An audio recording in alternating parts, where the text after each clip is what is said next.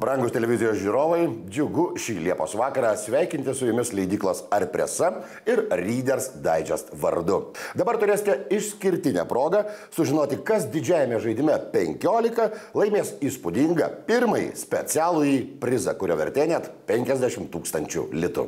Šiandien specialiojo prizo laimėtojo išaiškinimą stebi leidyklos Arpresa direktorius Ričardas Bernotavičius, didžiojo žaidimo komiteto pirmininkė Eglė Bukauskienė, auditorių biuro atstovas Karolis Račas, informacinių technologijų specialistas Mindaugas Pelionis.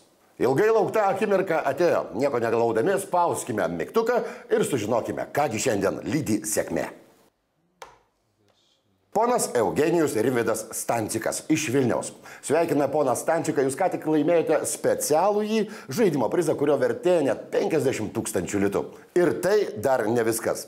Kartu su šiuo prizu jums bus įteikta ir 2000 litų papildoma premija. Nuoširdžiai džiaugiamės kartu su jumis. Štai ir sužinojome, kas laimėjo leidyklos Arpresa ir Readers Digest įsteigtą puikų pirmąjį didžiojo žaidimo 15 specialųjį prizą. Su laimėtoju netrukus susisieks žaidimo organizatoriai ir susitars, kai bus perduotas laimėtas prizas. Ir visiems noriu priminti, kad šių metų gruodžio 16 dieną didžiojo žaidimo 15 finale bus išdalinta dar daugiau įspūdingų prizų, net už 245 000 litų. Iki malonaus susitikimo.